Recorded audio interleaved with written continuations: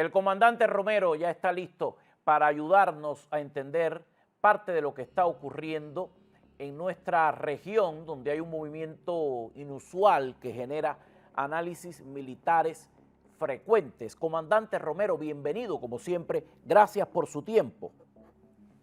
Gracias a ti, Sánchez Gras, muy amable, como siempre. Comandante, hemos comenzado hoy hablando del tema Cuba por las advertencias de parte de la administración de los Estados Unidos, y la respuesta de Cuba siempre es alardeando con una preparación combativa de la cual no tenemos datos concretos, fiables que ofrecer, porque ellos han permanecido en la oscuridad, literalmente, en la oscuridad de la información, en la nitidez en cuanto a sus partes oficiales y de gobierno, y también en la oscuridad de los apagones. Quisiéramos que usted nos ayude a entender cuando se habla de esa preparación combativa y el mensaje viene desde Cuba, ¿de qué se está hablando? ¿En realidad estarían listos? ¿Qué valoración se puede hacer del ejército y el equipamiento que tendrían en Cuba? Bueno, luego de la estrategia norteamericana que obviamente se reflejó en el ataque contra Venezuela el 3 de enero y toda la preparación que se llevó en la cuenca del Caribe por meses, Cuba ha tomado esto como una amenaza seria. Creo que se la está tomando más serio que nunca en el pasado. Y ha reflejado esto por la narrativa que han empezado a tener, especialmente luego de la muerte de los 33 cubanos que murieron en el anillo de seguridad de Venezuela protegiendo a Nicolás Maduro. Luego también el presidente de los Estados Unidos ordenó de que parte de la flota norteamericana se parara justamente al noroeste de la isla de Cuba. Estos no son narrativas por la parte del presidente norteamericano. Estos son acciones que tienen mucho que ver con la estrategia que tienen los Estados Unidos de proteger lo que es la tierra de Estados Unidos como prioridad sobre cualquier otra cosa en el pasado. Debajo de esto, yo estuve un poco aterrorizado de ver una de las imágenes o unas cuantas de las imágenes del deterioro de lo que se lleva en Cuba, no solamente por la infraestructura, pero también por la entidad militar. Hace un par de años atrás, Sánchez Gras, yo fui parte de un comando de inteligencia que se encargaba de mantener el día a día de lo que estaba sucediendo en Cuba. Este comando se llamaba el Atlantic Intelligence Command, el Comando de Inteligencia del Atlántico, que estaba localizado en Norfolk, Virginia. Y ese comando simplemente se dio absorbido por otro comando, pero realmente las responsabilidades del día al día de monitorear a Cuba ha cambiado y como que ha quedado lejos en el legado de la historia de lo que es la Guerra Fría. Pero lo cierto es que cuando uno ve el deterioro el deterioro militar que uno puede ver en las imágenes, como he visto en baterías aéreas, he visto MiG-29 y MiG-23 y MiG-21 que están totalmente, bueno, vamos a decir que están en tierra porque no tienen ni el combustible para volarlo. He visto unos cuantos helicópteros que vuelan entre Holguín y La Habana, entre Cienfuegos y La Habana, pero realmente no es la entidad militar que nosotros habíamos visto hace 10 años. La interrupción de productos de petróleo, de combustible, ha exacerbado la situación donde realmente no pueden hacer más nada. Y cuando uno ve las imágenes, a mí me había parecido, cuando inicialmente vi las imágenes, de que eran imágenes de un museo, pero realmente son el estamento militar que está todavía en pie.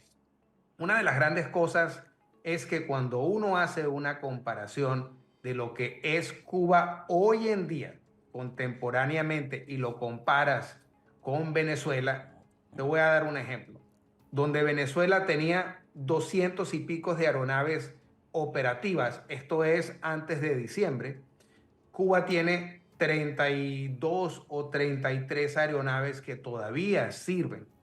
En la parte marítima, entiendo de que muchas de estas embarcaciones patrulleras tienen ya meses y años quienes no llevan adelante ningún tipo de patrullaje. Y cuando estamos hablando de las zonas militares del ejército en particular, ni siquiera tienen vehículos o el combustible o los lubricantes para que estas plataformas puedan operar, Sánchez Gras.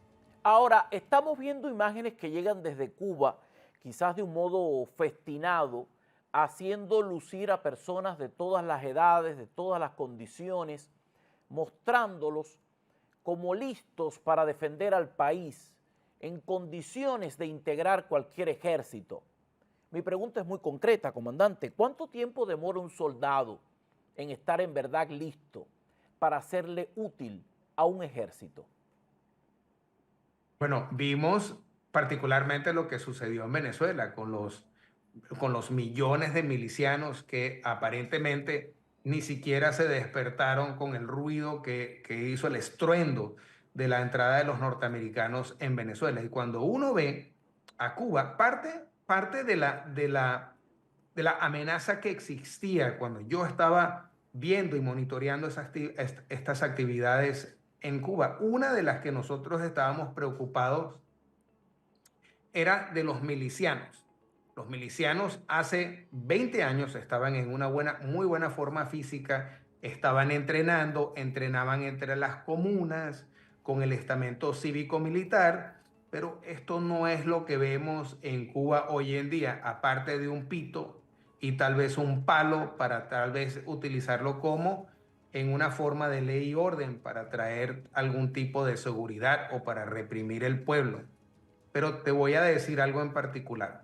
Tú puedes tener todo el entrenamiento del mundo, tú puedes tener todo el arma del mundo, pero si no estás comiendo y hay algún tipo de molestia que ha venido durando por muchos años, esto no se va a ver realizado. En mi opinión, cuando nosotros vemos y evaluamos lo que está sucediendo en Cuba, Cuba está muchísimo peor en un estado comparativo al de Venezuela. Comandante Romero, hay alertas múltiples en redes sociales de presuntos vuelos militares de Estados Unidos próximos a Cuba.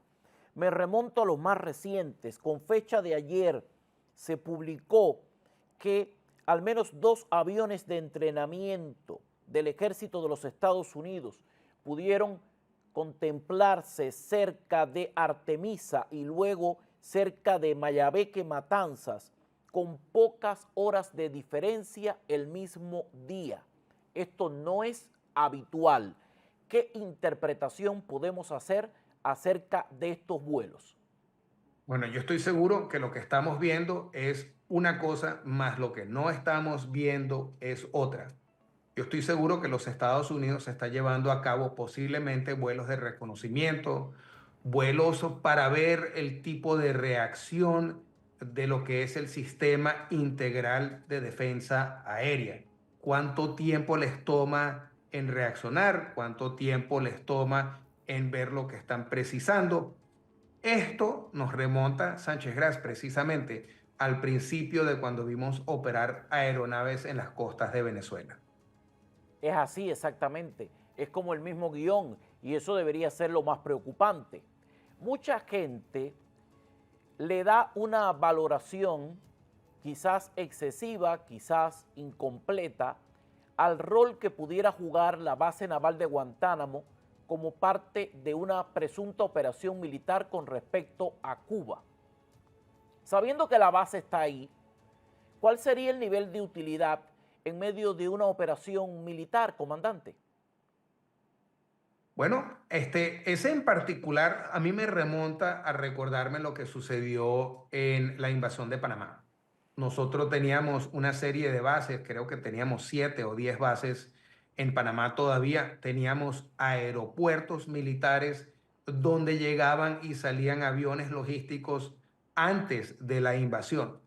Eso es lo que eso es precisamente lo que se haría en el caso de algún tipo de acción militar o algún tipo de acción por parte de los Estados Unidos. Es utilizar su propia base aérea para poder llegar y traer equipo necesario para poder operar desde adentro de Cuba. O sea, es una operación cuyo monto no se podría determinar, pero el apoyo de la base naval sería innegable porque es un valor que tiene apostado el ejército de los Estados Unidos como un tanto a su favor.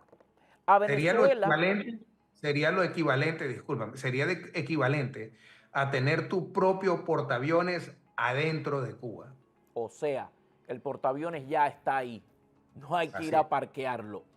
Ese es un dato muy, pero muy importante. Nadie fue a defender a Venezuela en medio de la extracción de Maduro.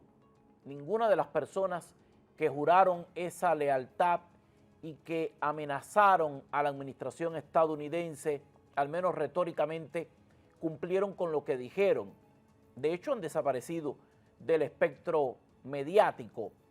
¿Cree usted que en el caso de Cuba ocurriría lo mismo o Cuba constituye un valor estratégico de mayor importancia para quienes le han estado apoyando?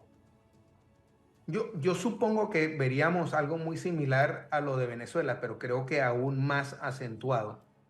En el caso de Venezuela, cuando llegaron los soldados norteamericanos de las Fuerzas Especiales, por el mismo presidente Trump dijo que los únicos que de verdad realmente opusieron una feroz contraataque fueron los de seguridad cubanos, pero las fuerzas especiales lograron sobrepasar lo que presentaba la amenaza de los cubanos. Una de las cosas en particulares que nosotros habíamos oído por parte del régimen de Venezuela era la protección con que contaba el régimen de Venezuela, con los miles y millones de milicianos. Que yo sepa, no hay ninguno que haya utilizado una resortera para tirarle una piedra a los americanos que estaban llegando. Muy pocos militares lograron sobreponer a tratar de contrarrestar la penetración por parte del espacio aéreo de Caracas. Sí vimos unos cuantos puntos que lograron ser neutralizados rápidamente por parte de los norteamericanos. La gran diferencia es que la mayoría de los venezolanos comen mejor que los cubanos. Yo creo que en el caso de Cuba, si en el tal caso se presentara un escenario similar, yo creo que los cubanos se van a encontrar de que ni siquiera van a poder mostrar una contraofensiva significante, como ellos piensan que el régimen cubano acaba de decir, de que lo que se van a encontrar es otro Bahía de Cochino. Yo no creo que eso va a ser así. El argumento del narcotráfico y de la lucha contra el narcotráfico ha permitido avanzar de un modo más concreto en contra del narcodictador Nicolás Maduro. Cuba ha estado diciendo que no hay ninguna comunicación ni intercambio, que ahora mismo no se está negociando nada, que no hay una conversación directa con la administración de los Estados Unidos. En su experiencia, desde el punto de vista del combate contra las drogas, ¿cuál ha sido la postura del régimen cubano como parte de este intercambio de información? Porque Cuba y Estados Unidos están prácticamente obligados por la geografía, por la cercanía, por la proximidad. ¿Cómo eso se ha comportado tradicionalmente?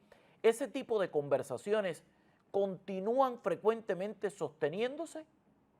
Bueno, lo último que yo tuve oportunidad de oír, que fue más o menos para julio del año pasado, esas comunicaciones todavía se mantienen las comunicaciones para contrarrestar lo que es el tráfico de humanos en el alta mar y también ellos ayudan y apoyan algunas operaciones de narcotráfico en alta mar.